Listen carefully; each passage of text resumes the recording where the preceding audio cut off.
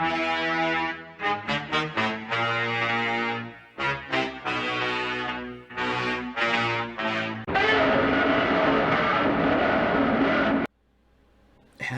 everybody, how's it going? Screezilla here, and I hope you're all well, and I'm about to sneeze, I think. Nope, it's gone away. Hello everybody, yeah, it's me, Scree. It's been a while. Parish notices, yes, I'm still alive. Sorry, just been a little bit slack on video content recently. Taking a break from War Thunder, obviously, so, you know, there's been a few things going on. But yeah, I'm still alive, I'm still making stuff, so don't worry. Anyway, this popped up recently. New power.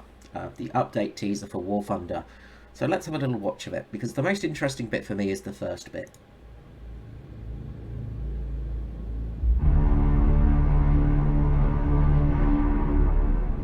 Very deep foghorns, and then emerging. Just goes back to that, just emerging from the fog. You can see we have 1, 2, 3, 4, 5 battleships. Dreadnought class battleships, that is. So it looks like we're going to be getting Dreadnoughts next update. So obviously, I think I've worked out all of them, so I will go through that in a moment, but we'll go through the rest of it. I'll give you my thoughts on the rest of the video, and we'll come back to this in a second. So, looks like there's new artillery, new graphics for the tanks. We've got some new tanks coming, the T90U or T90T or something. New aircraft carriers, obviously. A rather large new bomb as well for America. I would say that's probably a 4,000 pounder, so that's going to be a big bomb for the Americans. They currently got the 2,000 pounders, if I remember correctly. So yeah, we're getting a new 4,000 pound bomb for the Americans. I think they were called a blockbuster. Yeah, so anyway, we'll continue. I'll try not to get too confused. Obviously new muzzle flashes as well. So I hate doing this sometimes. So new muzzle flashes. They're nice and compressed on YouTube, obviously, but they look better than they did before. So it'll be interesting to see how they go. Obviously a Mustang with 20mm cannons, so that will be fun, having twin 20mm on it. New graphics for the sky, obviously higher clouds as well, so some actual clouds in the upper atmosphere, as well as your low line clouds, which will be interesting to see. I imagine it's just a new graphics sort of for the actual heat signatures and stuff like that. Obviously we still have a sun that is like a, well, extremely bright sun. It might be too bright still, in all honesty, but that's how they want it.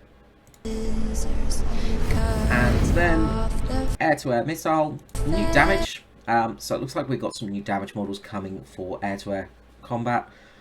This looks much better than the old one. The actual flame actually does start to flicker off and then sort of has that last bit of ignition in the smoke, which it would do with fuel and things like that. Of course, you start to lose, the flame starts to dissipate and reignites in the smoke sometimes. Looks very pretty though.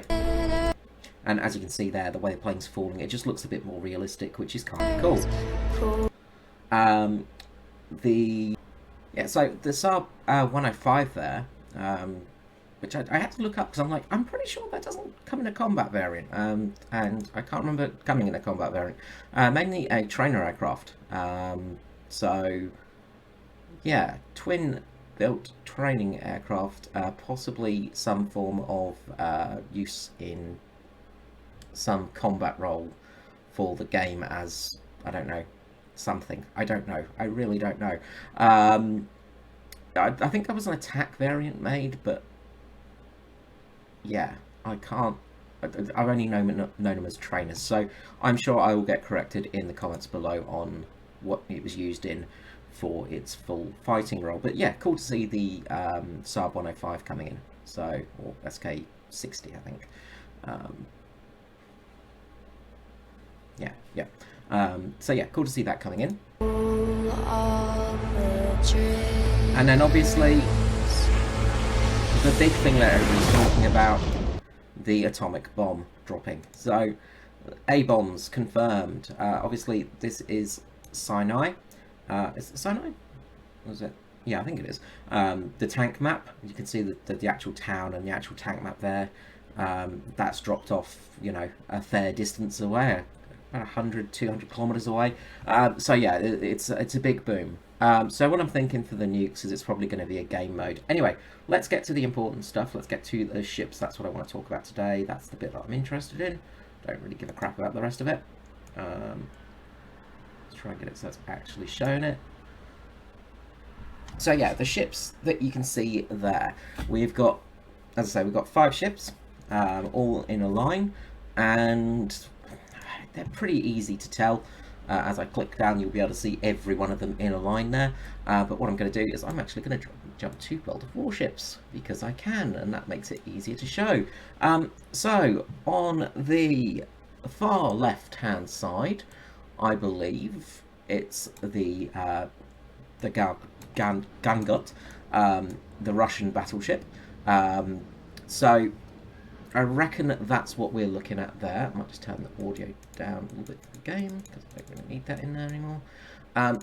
So yeah, I'm thinking that's the Gangut, probably on the far left or on the second to the left. It's a bit hard to see because obviously you get all compression, things like that. It's a pretty obvious battleship looking front straight on though.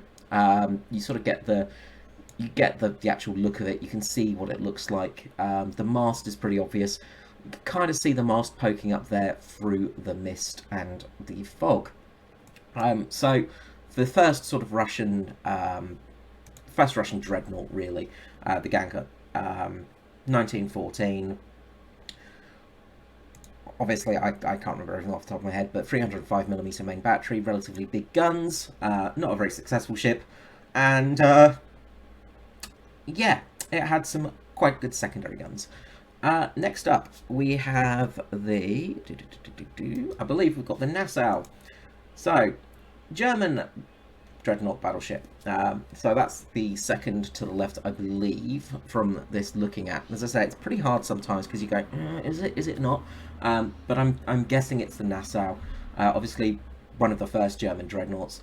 283mm guns, pretty big old guns on board her. Again, quite an obvious front to it. So you can see the relatively boxy superstructure there. You can see it's only got the one gun. Believe you can see the wing-mounted guns as well, just as it comes through the fog.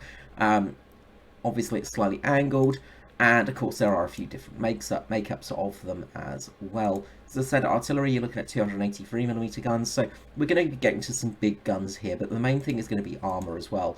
You know, when you actually think about the armour of these ships, you're looking at, you know, 200 to 300mm of armour on the side. You know, these things are going to be tanky as hell, and they are going to absolutely wipe out those lovely new cruisers that you've got. They aren't going to stand a chance against a full dreadnought. Even an early sort of pre-World War I dreadnought is going to be quite a beast against even the later cruisers that are in game at the moment. Next in the list, in the middle, we have the Congo, I believe. So we'll jump to there. Congo, of course, one of the greatest battleships, 356mm main guns. This is the ship that basically caused the world to go, oh crap, we need to build bigger ships. The big thing about the Congo is you can sort of see the superstructure of the ship. It's quite just drag this across again just for a moment, but in the actual center line of the ship you can see it's got quite a high superstructure. So again, it's got that high superstructure. The thing about the Congo is it is a very streamlined battleship. The good thing about the Congo is it has a more conventional setup for its guns, despite the fact that it can't actually really use its rear guns in a super firing setup because it has a plane in the way. But it has got very good firepower. Of course, chasing down ships, stuff like that, the two guns at the front can work quite well. It doesn't have any guns on the wings. It's a bit more streamlined, things like that. The Congo was a big part of the world going, oh, Japan's a naval threat now. Crap. Alright. So, on the second to the right, I think we have the HMS Dreadnought. Of course, famously the first Dreadnought to be launched, not the first Dreadnought to be built. So we will jump to Dreadnought, which I so luckily have here. Dreadnought, again, quite an obvious ship. When you actually look at the video, again, let's drag that back over. make it large. You can see the actual it's the crow's nest kind of thing, the superstructure of the crow's nest areas up there. You can see there's some supporting structure. You can see the ship has got the wing turrets as well. So I'm going to say that's going to be Dreadnought. And with Dreadnought, obviously, it was really the first of her kind, this sort of super amazing ship. A lot of guns on board Dreadnought, with some seriously big guns as well, with 305mm men guns. Of course, you have a broadside of 2, 4, 6, 8 guns in total, which is a fairly heavy broadside on this ship. Big old guns, and of course, again, quite thick armour belts as well around her. She was, again, very well armoured. Never really got to see much combat Dreadnought, but it was a very fine ship indeed. It was sort of the big thing. It was the step from a battleship to what we call now a Dreadnought. This is the reason we call them Dreadnoughts, because of HMS Dreadnought. Obviously a extremely famous ship, and will be very cool to see in 3D. And then finally we have the American ship, which I reckon will be the South Carolina. So we'll jump to her. Now, American battleships are quite easy to tell because of their superstructure layout. And again, we'll jump back to the video.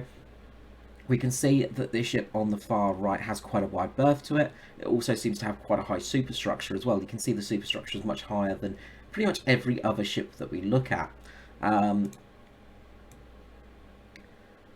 Not quite as boxy as the Gunnout on the left, which also has quite a high sort of mast system to it. But the South Carolina was the first Dreadnought class ship to be laid down. Of course, she has her turrets in super firing positions fore and aft. Again, I think they're 305mm guns. Yeah. Obviously, the big thing with this style ship is it had this this lovely section for its gunners to sit in, a nice high up position in the crow's nest up there. But obviously, they were a little bit high and a little bit vulnerable to attack. So the gunnery control systems were a little bit in a bit of an odd spot for the ship. But yeah, that's what I reckon we're looking at with all of those ships. Now, we might see one more ship come into the lineup, because we have got the Italians coming. Well, the Italians are in the naval breach, and that will be the Dante Alighieri, I reckon, if we do get a Italian Dreadnought. And as you can see, similar setup. She's got the 2 guns in the middle, one either side. More of the sort of standard bow to it rather than the really nice curved bows, the sort of Atlantic bows that you'd get. Stop coming up on screen, you. But yeah, that would probably be the Italian ship, but I don't think it will come in the next patch. I think we'll only be looking at Russia, Japan. Why do I say Japan? Russia, Japan, Britain, Germany, and America for getting their Dreadnoughts out. But we might be surprised and we might get a few more. Obviously, this is only a teaser trailer. So yeah, that's what I've got down. That's what I reckon we're going to be getting. That's what I've worked out from what I've looked at. Tell me below what you think. Tell me, if you think I'm wrong. Tell me if you think I've gotten the wrong order, which is possible. Because, as I said, it is a very tricky image to see. It's not the best quality, as well, as I said, but you can kind of get a looking at what they are. And if you look at the superstructures, I'm pretty confident on what I've worked out so far. So I think, touch wood, we've got it there. Alright guys, thank you so much for watching the video. I will be back soon. There'll be a new history of video coming soon as well. I keep saying that, but it will be coming up relatively soon. Until then, I'll catch you next time. Bye bye.